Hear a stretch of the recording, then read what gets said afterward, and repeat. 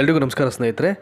ಈ ಕರ್ನಾಟಕ ರಾಜ್ಯ ಸರ್ಕಾರಿ ನೌಕರಿಗೆ ಸಂಬಂಧಪಟ್ಟ ಹಾಗೆ ಯಾವುದೇ ವಿಡಿಯೋಗಳು ನಮ್ಮ ವಾಹಿನಿಯಿಂದ ಅಪ್ಡೇಟ್ ಆದರೂ ಕೂಡ ಅಟ್ ದ ಸೇಮ್ ಟೈಮ್ ಸಾಕಷ್ಟು ಜನ ಈ OPS ಮತ್ತು NPSಗೆ ಸಂಬಂಧಪಟ್ಟ ಹಾಗೆ ಕೇಳ್ತಾ ಇದ್ದಾರೆ. ಅಂದರೆ ಈ OPS ಜಾರಿ ಆಗಲಿಕ್ಕೆ ಸಂಬಂಧಪಟ್ಟ ಹಾಗೆ ಏನಾದರೂ ಹೊಸ ಮಾಹಿತಿಗಳು ಬರ್ತಾ ಇದೆಯಾ ಇಲಾಖೆಯಿಂದ ಅಥವಾ ಸಂಬಂಧಪಟ್ಟಂಥ ಅಧಿಕಾರಿಗಳ ಹೀಗೆಲ್ಲ ಕೇಳ್ತಾ ಇರ್ತಾರೆ. ಸೊ ನೀವು ಕೇಳಿದ ನಂತರದಲ್ಲಿ ನಾನಂತೂ ಆಲ್ಮೋಸ್ಟು ಯಾವ್ಯಾವ ವಿಭಾಗಗಳಿಂದ ಇದಕ್ಕೆ ಸಂಬಂಧಪಟ್ಟಂಥ ಪೂರಕ ಮಾಹಿತಿಗಳು ಬರ್ತಾ ಇದೆ ಅಂತ ನಾವು ನೋಡ್ತಾ ಇರ್ತೀವಿ.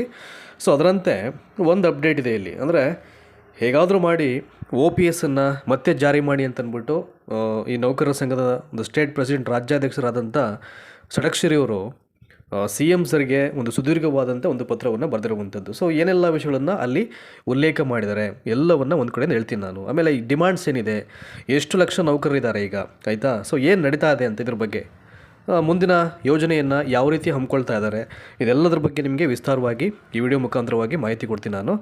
So let's start from the very first ಲೈನ್ಸಲ್ಲಿ. NPSನ ರದ್ದುಗೊಳಿಸಿ OPS ಜಾರಿಗೊಳಿಸಿ ಸುಮಾರು 5.25 ಲಕ್ಷ ಸರ್ಕಾರಿ ನೌಕರರ ಪರವಾಗಿ CMಗೆ ರಾಜ್ಯಾಧ್ಯಕ್ಷ ಷಡಕ್ಷರಿ ಅವರು ಒಂದು ಸುದೀರ್ಘ ಪತ್ರವನ್ನು ಇಲ್ಲಿ ಬರೆದಿರುವಂಥದ್ದು. ತುಂಬ ಜನ ಮೊದಲು OPS ಜಾರಿ ಮಾಡಿಬಿಟ್ಟು ಒಂದು 55 ವರ್ಷ ಮಾಡಿಬಿಟ್ರೆ ಸಾಕು ಅಂತಂದ್ಬಿಟ್ಟು ತಮ್ಮ ಕಳವಳವನ್ನು ವ್ಯಕ್ತಪಡಿಸ್ತಾ ಇದ್ದಾರೆ. ಹಾಗಾಗಿ ಸೊ ಈ OPSಗೆ ಸಾಕಷ್ಟು ಜನ ಈಗ ಬಯಸ್ತಾ ಇರೋದು, ಅಪೇಕ್ಷೆ ಇರೋದು, ವೆಯ್ಟ್ ಮಾಡ್ತಾ ಇರುವಂಥದ್ದು. ನೋಡಿ, ಇದಕ್ಕೆ ಪೂರಕವಾದಂಥ ಎಲ್ಲ ವಿಚಾರಗಳು ಒಂದು ಕಡೆಯಿಂದ ಇಲ್ಲಿ ನೋಡೋಣ. ಇಲ್ಲಿ ರಾಜ್ಯದಲ್ಲಿ ಹೊಸ ಪಿಂಚಣಿ ಯೋಜನೆ, that is new pension scheme ಅಂತೀವಿ, ಇದನ್ನು ರದ್ದುಪಡಿಸಿ ಹಳೆ ಪಿಂಚಣಿ ಯೋಜನೆ ಮರುಜಾರಿಗೊಳಿಸುವುದು ಹಾಗೂ ರಾಜ್ಯ ಸರ್ಕಾರಿ ನೌಕರರಿಗೆ ಕೇಂದ್ರ ಮಾದರಿ ವೇತನ ಮತ್ತು ಭತ್ಯೆಗಳನ್ನು ನೀಡುವುದು ಸೇರಿದಂತೆ ಪ್ರಮುಖ ಬೇಡಿಕೆಗಳನ್ನು ಈಡೇರಿಸುವಂತೆ ಕರ್ನಾಟಕ ರಾಜ್ಯ ಸರ್ಕಾರಿ ನೌಕರರ ಸಂಘದ ರಾಜ್ಯಾಧ್ಯಕ್ಷ CS ಷಡಕ್ಷರಿ ಅವರು ಮುಖ್ಯಮಂತ್ರಿ DK ಶಿವಕುಮಾರ್ ಅವರಿಗೆ ಒಂದು ಭಾಳ ಸುದೀರ್ಘವಾದ ಮನವಿಯನ್ನು ಅಥವಾ ಒಂದು ಪತ್ರದ ಮುಖಾಂತರವಾಗಿ ಬರೆದಿದ್ದಾರೆ. ಸೊ ನಿನ್ನೆ ಒಂದು ವಿಡಿಯೋ ಅಪ್ಲೋಡ್ ಮಾಡಿದೆ ನಾನು. ಈ ಸ್ಟೇಟ್ ಗೌರ್ಮೆಂಟ್ ಎಂಪ್ಲಾಯೀಸ್ಗೆ ಸಂಬಂಧಪಟ್ಟ ಹಾಗೆ ಈಗಾಗಲೇ ಏನು ಒಂದು ನೌಕರಿಗೆ ವೇತನ ವಿಳಂಬ ಆಗ್ತಾ ಇದೆ ಅದನ್ನು ಅವಾಯ್ಡ್ ಮಾಡಲಿಕ್ಕೆ, ಸಕಾಲಕ್ಕೆ ವೇತನವನ್ನು ಪೇಮೆಂಟ್ ಮಾಡಲಿಕ್ಕೆ ಈಗ ಒಂದು ಕೇಂದ್ರೀಯ ವೇತನ ವ್ಯವಸ್ಥೆಯನ್ನು ಜಾರಿ ಮಾಡ್ತಾರೆ ಅಂತಂದ್ಬಿಟ್ಟು ತುಂಬ ಜನ ನೋಡಿ, ನಾನು ಹೇಳೋದಿಷ್ಟೇ, ಯಾವುದೇ ವಿಡಿಯೋಗಳು ನನ್ನ ವಾಹಿನಿಯಿಂದ ಬಂದರೂ ಕೂಡ ಏನಾದರೂ ದಾಖಲೆ ಇಟ್ಕೊಂಡೆ ನಾನು ಹೇಳುವಂಥದ್ದು. ಯಾಕೆಂದರೆ ಅದಕ್ಕೆ ಸಂಬಂಧಪಟ್ಟ ಹಾಗೆ ಒಂದು ಅಧಿಕೃತ ಜ್ಞಾಪನವನ್ನು ಇಲಾಖೆ ಬಿಟ್ಟಿದ್ರು, ಅದನ್ನು ಅಟ್ಯಾಚ್ ಮಾಡಿ ನಿಮಗೆ ವಿಡಿಯೋ ಮಾಡಿ ಹೇಳಿದ್ದೀನಿ. ಅದರಿಂದ ಆಚೆಗೆ ಫೇಕ್ ನ್ಯೂಸು ಮತ್ತೊಂದು ಹಾಗೆ ಹೀಗೆ ಇದಕ್ಕೆಲ್ಲ ನಾವು ತಲೆಗೆಡಿಸ್ಕೊಳ್ಳೋ ಅವಶ್ಯಕತೆ ಇಲ್ಲ. ಮಾಡಿದವ್ರು ಹೇಳ್ತಿರೋದಷ್ಟೇ ನಾನು, ಆಯಿತಾ. ಸುಮ್ಮನೆ ಯಾವುದೇ without any evidence, without any state documents ಅದು ಇಲ್ಲದೇ ಯಾವುದೇ ವಿಷಯಗಳನ್ನು ನಾನು ಹೇಳಲಿಕ್ಕೆ ನಾನು ಇಚ್ಛೆನೂ ಪಡಲ್ಲ, ಅದು ಬೇಕು ಇಲ್ಲ. ನಾವೇನಾದರೂ 2 ರಿಂದ 3 ನಿಮಿಷ ಅಥವಾ 5 ರಿಂದ 10 ನಿಮಿಷ ವಿಡಿಯೋ ಮಾಡಿದ್ರೆ ಅದಕ್ಕೊಂದು ವ್ಯಾಲ್ಯೂ ಇರಬೇಕು, ಒಂದಷ್ಟು ಜನರಿಗೆ ವಿಷಯಗಳನ್ನು ತಲುಪವಾಗಿರಬೇಕು. ಸೊ ಆ ರೀತಿಯ ಒಂದು ಉದ್ದೇಶವನ್ನು ಇಟ್ಕೊಂಡು ಒಂದಷ್ಟು ಈ ಮಾಹಿತಿಯನ್ನು ಕೊಡ್ತಕ್ಕಂಥ ಪ್ರಯತ್ನ ನಿರಂತರವಾಗಿ ನಮ್ಮ ಕಡೆಯಿಂದ ನಡೀತಾ ಇದೆ, ಆಯಿತಾ. ಸೊ ನೋಡೋಣ ಮುಂದುವರೆದಂತೆ ಏನು ಹೇಳಿದ್ದಾರೆ ಅಂತಂದ್ಬಿಟ್ಟು. ಈಗ ನೋಡಿ, ಇದೆಯಲ್ಲ, CM ಶಿವಕುಮಾರ್ ಅವರಿಗೆ ಸುದೀರ್ಘ ಪತ್ರವನ್ನು ಬರೆದು ಮನವಿಯನ್ನು ಮಾಡಿದ್ದಾರೆ. ಸಂಘದ ರಾಜ್ಯಾಧ್ಯಕ್ಷರಾದಂಥ CS ಷಡಕ್ಷರಿ ಅವರ ನೇತೃತ್ವದಲ್ಲಿ ನೋಡಿ, ಯಾವಾಗ ಜುಲೈ 11, 2026 ಈ ಸುದೀರ್ಘ ಮನವಿ ಪತ್ರವನ್ನು ಸಲ್ಲಿಸಲಾಗಿದೆ ಅಂತ. ಸೊ ಜುಲೈ 11ನೇ ತಾರೀಕು ಇದೆ. ಅದು ಯಾಕೆ ಇವತ್ತು ಅಪ್ಡೇಟ್ ಬರ್ತಾ ಇದೆ ಅಂತಂದ್ಬಿಟ್ಟು 11th ಕೊಟ್ಟಿದ್ದು, ಅದಕ್ಕೆ ಏನು ಅಪ್ಡೇಟ್ಸ್ ಬರ್ತಾ ಇಲ್ವಲ್ಲ ಅಂತ ಈಗ ಅದಕ್ಕೆ ಸಂಬಂಧಪಟ್ಟ ಹಾಗೆ ನೋಡಿ ಮುಂದುವರೆದು ಒಂದಷ್ಟು ಇಲ್ಲಿ ಮಾಹಿತಿ ಇದೆ. ಮುಖ್ಯಮಂತ್ರಿಗಳು ಈ ಕುರಿತು ಶೀಘ್ರ ನಿರ್ಧಾರ ಕೈಗೊಳ್ಳುವಂತೆ ಆರ್ಥಿಕ ಇಲಾಖೆಗೆ ಸೂಚನೆ ನೀಡಿರುವುದು ಲಭ್ಯವಾಗಿರತಕ್ಕಂಥ ಪತ್ರದಿಂದ ತಿಳಿದು ಬಂದಿದೆ. ಯಾಕೆಂದರೆ ಇವರು ಒಂದಷ್ಟು ವೆಯ್ಟ್ ಮಾಡಿದ್ದಾರೆ. ಯಾಕೆಂದರೆ ಯಾವುದೇ ಪತ್ರವನ್ನು ಒಂದ್ಸಲ ರವಾನೆ ಮಾಡ್ತು ಅಂತಂದರೆ ಸೊ ಇಮಿಡಿಯೇಟ್ ನಾವು ರೆಸ್ಪಾನ್ಸನ್ನು ನಿರೀಕ್ಷೆ ಮಾಡಲಿಕ್ಕಾಗಲ್ಲ. At least we have to wait for 10 days 15 days ಹಿಂಗೆಲ್ಲ ಆಗುತ್ತೆ. ಕೆಲವೊಂದು ಸಲ ಅದಕ್ಕಿಂತ ಡಿಲೇ ಆಗ್ಬೋದು. ಹಾಗಾಗಿ ಈಗೇನಾಗಿದೆ, 11ನೇ ತಾರೀಕಲ್ಲಿ ಏನು ಷಡಕ್ಷರಿ ಅವರು CM ಅವರಿಗೆ ಈ ಸುದೀರ್ಘ ಪತ್ರವನ್ನು ಬರೆದಿದ್ದಾರೆ, ಅದಕ್ಕೆ ಸಂಬಂಧಪಟ್ಟ ಹಾಗೆ ಈ ಕುರಿತು ಶೀಘ್ರ ನಿರ್ಧಾರ ಕೈಗೊಳ್ಳುವಂತೆ ಆರ್ಥಿಕ ಇಲಾಖೆಗೆ ಸೂಚನೆ ನೀಡಿರುವುದು ಲಭ್ಯವಾಗಿರತಕ್ಕಂಥ ಪತ್ರದಿಂದ ತಿಳಿದು ಬಂದಿದೆ. ಏನಾದರೂ ಇದಕ್ಕೆ ಸಂಬಂಧಪಟ್ಟ ಹಾಗೆ ನಾವು ಬಹಳ ಬೇಗ ಒಂದು ಡಿಸಿಷನ್ಗೆ ಬರ್ತೀವಿ ಅಂತಕ್ಕಂಥ ಮಾಹಿತಿ ಲಭ್ಯ ಆಗ್ತಾ ಇದೆ. ACS ಫೈನಾನ್ಸ್ ಅಂತ ಆರ್ಥಿಕ ಇಲಾಖೆಗೆ ಸೂಚನೆಯನ್ನು ನೀಡಿರುವುದು ಗೊತ್ತಾಗ್ತಿರುವಂಥದ್ದಂತ, ಆಯಿತಾ. ನೆಕ್ಸ್ಟು ನೋಡಿ, 5.25 ಲಕ್ಷ ನೌಕರರ ಏಕೈಕ ಬೃಹತ್ ಸಂಘಟನೆ ಅಂತ ಇದು. ಏಕೆಂದರೆ ಭಾಳ ಅತಿ ದೊಡ್ಡ ಸಂಘಟನೆ ಇದು. ರಾಜ್ಯದ ಎಲ್ಲ 31 ಜಿಲ್ಲೆಗಳು, 3 ಶೈಕ್ಷಣಿಕ ಜಿಲ್ಲೆಗಳು ಹಾಗೂ 183 ತಾಲೂಕುಗಳಲ್ಲಿ ಶಾಖೆಗಳನ್ನು ಹೊಂದಿರತಕ್ಕಂಥ ಕರ್ನಾಟಕ ರಾಜ್ಯ ಸರ್ಕಾರಿ ನೌಕರರ ಸಂಘವು ಸಮಸ್ತ 5.25 ಲಕ್ಷ ರಾಜ್ಯ ಸರ್ಕಾರಿ ನೌಕರರನ್ನು ಹಾಗೂ 25 ಲಕ್ಷ ನೌಕರರ ಕುಟುಂಬಗಳನ್ನು ರೆಪ್ರೆಸೆಂಟ್ ಮಾಡ್ತಕ್ಕಂಥ ಏಕೈಕ ಬೃಹತ್ ಸಂಘಟನೆ ಯಾವುದಾದ್ರು ಇದ್ದರೆ ಅದು ಕರ್ನಾಟಕ ರಾಜ್ಯ ಸರ್ಕಾರಿ ನೌಕರರ ಸಂಘ ಅಂತ ಹೇಳಿ ಆ ಒಂದು ಪತ್ರದಲ್ಲಿ ಅವರು ಉಲ್ಲೇಖವನ್ನು ಮಾಡಲಾಗಿದೆ. ಏಕೆಂದರೆ ಇಷ್ಟು ಬೃಹತ್ ಮಟ್ಟದಲ್ಲಿ ಸಂಘಟನೆ ಇಲ್ಲ ಅಂತಂದಿದ್ರೆ ಈ ಸರ್ಕಾರಿ ನೌಕರರ ಬೇಡಿಕೆಗಳು ಯಾವುದೇ ಕಾರಣಕ್ಕೂ ಅಟ್ಲೀಸ್ಟ್ ಏನೇನು ಮಾಡಿದ್ರೆ ಯೋಜನೆಗಳನ್ನು ಅದು ಯಾವುದೂ ಮಾಡ್ತಿರಲಿಲ್ಲ, ಅವರು ಇಲಾಖೆಯವರು ಗಮನಕ್ಕೆ ತಗೊಳ್ತಾ ಇರಲಿಲ್ಲ.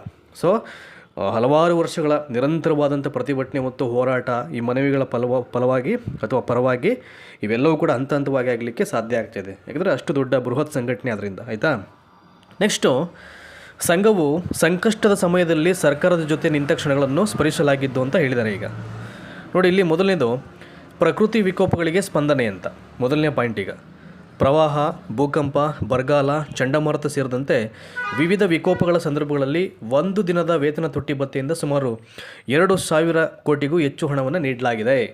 ಎಲ್ಲ ಸರ್ಕಾರಿ ನೌಕರರಿಂದ ಹಣವನ್ನು ಕಟ್ ಮಾಡಿದ್ರು. ಅದು ನಿಮಗೆಲ್ಲ ಮಾಹಿತಿ ಇದೆ. ಕೆಲವೊಂದು ಈ ಥರದ ಈ ಏನಂತೀವಿ ಅದಕ್ಕೆ ವಿಕೋಪಗಳು ಸಂಭವಿಸಿದಂಥ ಟೈಮಲ್ಲಿ ಅದನ್ನು ಐ ಥಿಂಕ್ ಅಂದರೆ ಈ ಪತ್ರದಲ್ಲಿ ಎಲ್ಲವನ್ನ ಇಲಾಖೆಗೆ ಅಥವಾ ಸರ್ಕಾರಕ್ಕೆ ನೆನಪು ಮಾಡ್ತಕ್ಕಂಥ ಕೆಲವೊಂದು ವಿಚಾರಗಳನ್ನು ಸವಿಸ್ತಾರವಾಗಿ ಬರೆದಿದ್ದಾರೆ. ಅದಕ್ಕೆ ಅದು CMಗೆ ಬರೆದಿರತಕ್ಕಂಥ ಸುದೀರ್ಘವಾದ ಪತ್ರ ಅಂತ ಅದನ್ನು ಹೇಳೋದು. ನೆಕ್ಸ್ಟು ಅದೊಂದೇ ಅಲ್ಲ, COVID-19 ನೆರವು ಅಂತಿದೆ ಇಲ್ಲಿ ನೋಡಿ, ಅದನ್ನು ಮೆನ್ಷನ್ ಮಾಡಿದರೆ ಕೋವಿಡ್ ಟೈಮ್ನಲ್ಲಿ ನೌಕರರ 1 ದಿನದ ವೇತನದಿಂದ ಸುಮಾರು 200 ಕೋಟಿ ಹಾಗೂ 3 ಕಂತುಗಳ ತುಟ್ಟಿ ಭತ್ಯೆಯ ಸುಮಾರು 3,000 ಕೋಟಿ ಮೊತ್ತವನ್ನು ಸರ್ಕಾರಕ್ಕೆ ಬಿಟ್ಕೊಡ್ಲಾಗಿದೆ. ಇನ್ನೊಂದು, ಇದಾದ ನಂತರದಲ್ಲಿ ಬೇರೆ ಬೇರೆ ಕಂಟ್ರಿಬ್ಯೂಷನ್ಸ್ ಏನು ಸರ್ಕಾರಿ ನೌಕರರಿಂದ ಈ ಸರ್ಕಾರಕ್ಕಾಗಿದೆ ಅಂತ. ಉತ್ತರ ಕರ್ನಾಟಕದ ಕೃಷ್ಣಾ ಮೇಲ್ದಂಡೆ ನೀರಾವರಿ ಯೋಜನೆಗೆ 1 ದಿನದ ವೇತನ, ಅಖಿಲ ಭಾರತ ಕನ್ನಡ ಸಾಹಿತ್ಯ ಸಮ್ಮೇಳನಕ್ಕೆ ದೇಣಿಗೆ, ಇದಿಷ್ಟೇ ಅಲ್ಲ, ಹಾಗೂ 1999ರ ಕಾರ್ಗಿಲ್ ಯುದ್ಧ ಸಂದರ್ಭದಲ್ಲಿ ಯುದ್ಧ ಪರಿಹಾರ ನಿಧಿಗೆ 1 ದಿನದ ವೇತನವನ್ನು ನೀಡಲಾಗಿದೆ. ಇಷ್ಟೆಲ್ಲ ಕಾಂಟ್ರಿಬ್ಯೂಷನು ಸರ್ಕಾರಕ್ಕಿದೆ ನೌಕರರಿಂದ. ಆಯಿತಾ, ನೆಕ್ಸ್ಟು ಖಾಲಿ ಹುದ್ದೆಗಳಿದ್ದರೂ ಪ್ರಗತಿಯಲ್ಲಿ ಪ್ರಮುಖ ಪಾತ್ರ ಅಂತ ಹೇಳಿದ್ದಾರೆ. ಈಗ ಅದೊಂದು ಪಾಯಿಂಟ್ ಕೋಟ್ ಮಾಡಿದರೆ ಇಲ್ಲಿ, ಅದರ ಬಗ್ಗೆ ನೋಡೋಣ ಏನಿದೆ ಅಂತ. ರಾಜ್ಯದಲ್ಲಿ ಸುಮಾರು 2.75 ಲಕ್ಷ, ಹತ್ತತ್ರ 3 ಲಕ್ಷ ಹುದ್ದೆಗಳು ಖಾಲಿದ್ದರೂ ಕೂಡ ಸರ್ಕಾರಿ ನೌಕರರು ಜನಸಾಮಾನ್ಯರ ಕಲ್ಯಾಣ ಮತ್ತು ಅಭಿವೃದ್ಧಿ ಯೋಜನೆಗಳನ್ನು ಯಶಸ್ವಿಯಾಗಿ ತಲುಪಿಸ್ತಾ ಇದ್ದಾರೆ. ದೇಶದಲ್ಲಿ ಕರ್ನಾಟಕ ರಾಜ್ಯವು GST ಸಂಗ್ರಹದಲ್ಲಿ 2nd ಪ್ಲೇಸಲ್ಲಿದೆ ಮತ್ತು GDP ದರದಲ್ಲಿ 4th ಪ್ಲೇಸಲ್ಲಿದೆ ಹಾಗೂ ಅತ್ಯುತ್ತಮ ಆರ್ಥಿಕ ಪ್ರಗತಿಯನ್ನು ಹೊಂದಿದ್ದಂಥ ಒಂದು ರಾಜ್ಯ ಅಂತಕ್ಕಂಥ ಹೆಗ್ಗಳಿಕೆ ಪಾತ್ರ ಆಗಿದೆ. ನೆಕ್ಸ್ಟು ನೂತನ ಮುಖ್ಯಮಂತ್ರಿಗಳು ನೀಡತಕ್ಕಂಥ ಸೂಚನೆಯಂತೆ ಎಲ್ಲ ಸಮಾಜಮುಖಿ ಯೋಜನೆಗಳನ್ನು ತಲುಪಿಸಲಿಕ್ಕೆ ಶ್ರಮಿಸೋದಾಗಿ ಈ ಸಂಘ ಅಂತಕ್ಕಂಥದ್ದು ಭರವಸೆಯನ್ನು ನೀಡಿದೆ ಅಂತ ಅವರು ಪತ್ರದಲ್ಲಿ ಉಲ್ಲೇಖವನ್ನು ಮಾಡಿರೋದು. ನೆಕ್ಸ್ಟು ಮೇಯ್ನು ಅವರು ಇರ್ತಕ್ಕಂಥ ಒಂದು ಬೇಡಿಕೆ ಈಗ NPS ರದ್ದುಪಡಿಸಿ OPS ಮರುಜಾರಿಗೊಳಿಸಲು ಪಟ್ಟು ಅಂತ. ರಾಜ್ಯದಲ್ಲಿ ಪ್ರಸ್ತುತ 2.80 ಹತ್ತತ್ರ 3 ಲಕ್ಷ ಸರ್ಕಾರಿ ನೌಕರರು NPS ಯೋಜನೆ ವ್ಯಾಪ್ತಿಯಲ್ಲಿದ್ದಾರೆ. ಸೊ NPSಲಿರುವಂಥದ್ದು ಈಗ ಆಡಳಿತಾರೂಢ ಪಕ್ಷವು ತಮ್ಮ ಚುನಾವಣಾ ಪ್ರಣಾಳಿಕೆಯಲ್ಲಿ NPS ರದ್ದುಗೊಳಿಸಿ OPS ಮರುಜಾರಿಗೊಳಿಸುವುದಾಗಿ ಭರವಸೆಯನ್ನು ನೀಡಿತ್ತು ಅಂತ. ಆಲ್ರೆಡಿ ಈಗ 3 ವರ್ಷಗಳು ಕ್ರಾಸ್ ಆಗಿಬಿಡ್ತಲ್ಲ, ಈಗ 3 ವರ್ಷಕ್ಕೂ ಜಾಸ್ತಿ ಆಗಿದೆ ಈಗ ಟರ್ಮು. ಹಾಗಾಗಿ ಯಾಕೆ ಈ ಹೋರಾಟಗಳು ಪ್ರತಿಭಟನೆಗಳು ತೀವ್ರತೆಯನ್ನು ಪಡ್ಕೊಳ್ತಾ ಇದೆ ಅಂತಂದಾಗ ಏನಾಗುತ್ತೆ, ಸರ್ಕಾರ ಪ್ರಣಾಳಿಕೆಯಲ್ಲಿ ಏನಾದರೂ ಹೇಳಿದಾಗ ಅದನ್ನು ಸಾಧ್ಯವಾದಷ್ಟು ಬೇಗ ಆಚರಣೆಗೆ ಬರೋ ಹಾಗೆ ಮಾಡಬೇಕಾಗತ್ತೆ. ಅದು ಡಿಲೇ ಆಗ್ತಾ ಏನಾಗುತ್ತೆ, ಕಾನ್ಫಿಡೆಂಟ್ ಲೆವೆಲ್ಲು ಕಡಿಮೆ ಆಗ್ತಾ ಬರುತ್ತೆ. ಹಾಗಾಗಿ ಉಳಿದಿರ್ತಕ್ಕಂಥ ಒಂದು ದಾರಿಯಿಂದ ಏನಪ್ಪ ಅಂತಂದರೆ ಎಲ್ಲ ಬೃಹತ್ ಸಂಘಟನೆಯನ್ನು ಒಟ್ಟುಗೂಡಿಸಿ ಹೋರಾಟವನ್ನು ಮಾಡೋದೇ ಅದೊಂದು ದಾರಿ ಉಳ್ಕೊಂಡಿರುತ್ತೆ. ಹಾಗಾಗಿ ಇವರು ಎಷ್ಟು ಸಾಧ್ಯ ಆಗುತ್ತೆ ಅಷ್ಟು ಈಗ ಈ ಡಿಮಾಂಡನ್ನು ಫೋರ್ಸ್ಫುಲಿ ಅವ್ರಿಗೆ ಹೇಳ್ತಾ ಇದ್ದಾರೆ. ಈಗ ಬೇರೆ ದಾರಿ ಇಲ್ಲ, ಈಗ ಮಾಡಲೇಬೇಕಾಗುತ್ತೆ ಇದನ್ನು. ನೆಕ್ಸ್ಟು ಈಗಾಗಲೇ ಪಂಜಾಬ್, ರಾಜಸ್ಥಾನ್, ಛತ್ತೀಸ್ಗಢ, ಜಾರ್ಖಂಡ್ ಹಾಗೂ ಹಿಮಾಚಲ ಪ್ರದೇಶ ರಾಜ್ಯಗಳಲ್ಲಿ ಹಳೆ ಪಿಂಚಣಿ ಯೋಜನೆಯನ್ನು ಮರುಜಾರಿ ಮಾಡಲಾಗಿದೆ. ಅಂದರೆ ಯಾವ್ಯಾವ ಸ್ಟೇಟಲ್ಲಾಗಿದೆ ಅದನ್ನು ಕೂಡ ಎಕ್ಸಾಂಪಲ್ ಆಗಿ ಉಲ್ಲೇಖವನ್ನು ಮಾಡಲಾಗಿದೆ ಇಲ್ಲಿ ಪತ್ರದಲ್ಲಿ. ನೆಕ್ಸ್ಟು NPS ರದ್ದುಪಡಿಸಿ OPS ಮರುಜಾರಿಗೊಳಿಸ್ತಕ್ಕಂಥ ರಾಜ್ಯಗಳಿಗೆ ಭೇಟಿ ನೀಡಿ ಅಧ್ಯಯನವನ್ನು ನಡೆಸಿ ವರದಿಯನ್ನು ನೀಡಲಿಕ್ಕೆ ಅಪಾರ ಮುಖ್ಯ ಕಾರ್ಯದರ್ಶಿಗಳ ಅಧ್ಯಕ್ಷತೆಯಲ್ಲಿ ಸಮಿತಿಯನ್ನು ಈಗಾಗಲೇ ರಚನೆ ಮಾಡಲಾಗಿದೆ. ಸಮಿತಿಯು ವರದಿ ಸಿದ್ಧಪಡಿಸಿರುವುದು ತಿಳಿದು ಬಂದಿದೆ. ಆದ್ದರಿಂದ ಸಮಿತಿಯಿಂದ ವರದಿಯನ್ನು ಪ್ರಿಪೇರ್ ಮಾಡಿದ ನಂತರದಲ್ಲಿ ಏನು ಮಾಡಬೇಕು ಕಮಿಟಿ, ಈಗ ಶೀಘ್ರದಲ್ಲಿಯೇ ವರದಿಯನ್ನು ಪಡ್ಕೊಂಡು ನೂತನ ಪಿಂಚಣಿ ಯೋಜನೆಯನ್ನು ರದ್ದು ಮಾಡಿ, ಅಂದರೆ NPSನ ರದ್ದು ಮಾಡಿ OPS ಹಳೆ ಪಿಂಚಣಿ ಯೋಜನೆಯನ್ನು ಮರುಸ್ಥಾಪಿಸುವಂತೆ ಸುಮಾರು 2.80 ಲಕ್ಷ ನೌಕರರ ಪರವಾಗಿ ಮನವಿಯನ್ನು ಮಾಡಲಾಗಿದೆ ಅಂತ ಹೇಳಿದ್ದಾರೆ. ಅಂದರೆ ಇದುವರೆಗೂ ಹೇಳಿದಂಥ ಎಲ್ಲ ವಿಚಾರಗಳು ಪತ್ರದಲ್ಲಿ ಅಡಕವಾಗಿದೆ ಅಥವಾ ಉಲ್ಲೇಖ ಆಗಿರುವಂಥದ್ದು. ನೆಕ್ಸ್ಟು ಕೇಂದ್ರ ಮಾದರಿ ವೇತನವನ್ನು ನೀಡುವಂತೆ ಆಗ್ರಹ ಅಂತ ಅಂದ್ಬಿಟ್ಟು ಇದ್ರ ಬಗ್ಗೆ ಹೇಳಿದ್ದೆ. ತುಂಬ ಜನ ಫೇಕ್ ನ್ಯೂಸು ಹಾಗೆ ಹೀಗೆ ಅಧಿಕೃತ ಜ್ಞಾಪನ ಇದೆ. ಯಾರು ಫೇಕ್ ನ್ಯೂಸು ಅಂತ ಹೇಳಿದ್ರು ಬೇಕಾದ್ರೆ ಇನ್ನೊಂದ್ಸಲ ಕಳಿಸ್ತೀನಿ ನಾನು ಅವ್ರಿಗೆ ವಾಟ್ಸಪ್ ಟೆಲಿಗ್ರಾಮ್ ಗ್ರೂಪಲ್ಲಿ, ಅದನ್ನು ಓದ್ಕೊಳ್ಳಿ ಸರ್ಕ್ಯುಲರ್ ಏನು ಮೆನ್ಷನ್ ಮಾಡ್ಯಾರೆ ಅಂತ ಅಂದ್ಬಿಟ್ಟು. ಕೇಂದ್ರ ಮಾದರಿ ವೇತನ ನೀಡುವಂತೆ ಆಗ್ರಹ. ರಾಜ್ಯ ಸರ್ಕಾರಿ ನೌಕರರ ವೇತನ ಮತ್ತು ಭತ್ಯೆಗಳು ಕೇಂದ್ರ ಸರ್ಕಾರಿ ನೌಕರರಿಗಿಂತ ಕಡಿಮೆ ಇದ್ದು ಒಂದೇ ಮಾದರಿಯ ಕೆಲಸ ಮತ್ತು ಜವಾಬ್ದಾರಿಗಳಿದ್ದರೂ ಕಡಿಮೆ ವೇತನವನ್ನು ಪಡೆಯಲಾಗ್ತಾ ಇದೆ. ಸೇಮ್ ಇದೆ ಅಂತ, ಅಂದರೆ ದ ವೇ ಆಫ್ ವರ್ಕಿಂಗ್ ಇದೆಯಲ್ಲ, ದ ನೇಚರ್ ಆಫ್ ವರ್ಕು ಎರಡೂ ಸೇಮ್ ಇದೆ. ಬಟ್ ಇಲ್ಲಿ ಪೇ ಸ್ಕೇಲ್ ಕೊಡ್ತಾ ಇರ್ತಕ್ಕಂಥ ಒಂದು ರೀತಿಯಲ್ಲಿ ಸ್ವಲ್ಪ ಪಾರ್ಶಿಯಾಲಿಟಿ ಇದೆ, ಡಿಫ್ರೆನ್ಸ್ ಇದೆ ಅಂತ ಹೇಳ್ತಿದ್ದಾರೆ. ಹಾಗಾಗಿ ಕೇಂದ್ರ ಮಾದರಿ ವೇತನವನ್ನು ನೀಡಿ ಅಥವಾ ಕೇಂದ್ರ ಮಾದರಿಯ ವೇತನ ಪಾವತಿ ವ್ಯವಸ್ಥೆಯನ್ನು ಕೂಡ ನೀವು ಜಾರಿ ತರಬೇಕು. ಅಂದರೆ ನೌಕರರ ಪಾವತಿಯನ್ನು ಏನು ವಿಳಂಬ ಆಗ್ತಾಯಿದೆ ಅದನ್ನು ಅವಾಯ್ಡ್ ಮಾಡಲಿಕ್ಕೆ. ನೆಕ್ಸ್ಟು, ಅನೇಕ ವರ್ಷಗಳಿಂದ ಲಕ್ಷಾಂತರ ಹುದ್ದೆಗಳ ನೇಮಕಾತಿ ಆಗದಿರುವುದರಿಂದ ಸರ್ಕಾರಕ್ಕೆ ಬಹಳಷ್ಟು ಹಣ ಉಳಿತಾಯವಾಗುತ್ತಿದೆ. ಯಾಕೆ ಉಳಿತಾಯ ಆಗುತ್ತೆ? ಬೇರೆ ಬೇರೆ ಸ್ಕೀಮ್ಸ್ಗೆಲ್ಲ ಪ್ರೊವೈಡ್ ಮಾಡಬೇಕಲ್ಲ. ಹಾಗಾಗಿ ಸರ್ಕಾರಗಳು ಅವ್ರದ್ದೇ ಆದಂಥ ಕೆಲವೊಂದು ಯೋಜನೆಗಳನ್ನು, ಪ್ಲ್ಯಾನು, ತಂತ್ರಗಳನ್ನು ರೂಪಿಸಲೇಬೇಕಾಗುತ್ತೆ ಅಧಿಕಾರವನ್ನು ಸ್ಥಾಪನೆ ಮಾಡಬೇಕಾದ್ರೆ. ಗೊತ್ತಿರೋ ವಿಚಾರ ಅದು. ನೆಕ್ಸ್ಟು, ಈಗಾಗಲೇ 22ಕ್ಕೂ ಹೆಚ್ಚು ರಾಜ್ಯಗಳು ಕೇಂದ್ರ ಸರ್ಕಾರಕ್ಕೆ ಸರಿಸಮನಾದ ವೇತನ ಮತ್ತು ಭತ್ಯೆಯನ್ನು ನೀಡ್ತಾವೆ. ರಾಜ್ಯ 7ನೇ ವೇತನ ಆಯೋಗವು ತನ್ನ ವರದಿಯಲ್ಲಿ ರಾಜ್ಯ ಸರ್ಕಾರಿ ನೌಕರರಿಗೆ ಕೇಂದ್ರ ಮಾದರಿ ವೇತನ ನೀಡಲಿಕ್ಕೆ ಶಿಫಾರಸನ್ನು ಮಾಡಿದೆ.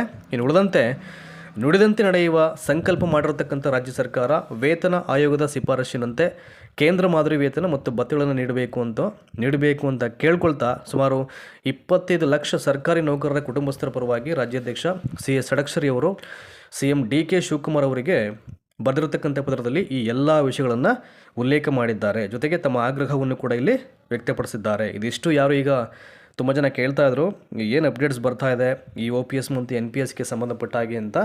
ಸೊ ಇದಿಷ್ಟು ಹೇಳ್ತೀನಿ. ಈಗ ನೋಡೋಣ, ಏಕೆಂದರೆ ಅವರು 11ನೇ ಈ ಪತ್ರವನ್ನು ಬರೆದಿದ್ದರು. ಈಗ ಆರ್ಥಿಕ ಇಲಾಖೆಗೆ ಒಂದು ಸಂದೇಶ ಹೋಗಿದೆ, ಇಮಿಡಿಯೇಟ್ ಇದಕ್ಕೆ ಸಂಬಂಧಪಟ್ಟಾಗಿ ಏನಾದರೂ ಡಿಸೈಡಿಗೆ ಬರ್ತೀವಿ ಅಂತ ಅಂದ್ಬಿಟ್ಟು ಅದೊಂದು ಮಾಹಿತಿ ಇದೆ. ಹಾಗಾಗಿ ಇಮಿಡಿಯೇಟ್ ಯಾರು ಕೇಳಿದ್ರು ಅವರೆಲ್ಲ ರೀಚ್ ಆಗಲಿ ಅನ್ನೋ ಒಂದು ಇಂಟೆನ್ಷನ್ ಇಟ್ಕೊಂಡು ನಾನು ಈ ವಿಡಿಯೋನ ಮಾಡಿದ್ದು. ಸೊ ದಯಮಾಡಿ ಹೀಗೆ ವಾಚ್ ಮಾಡ್ತಾ ಇರಿ.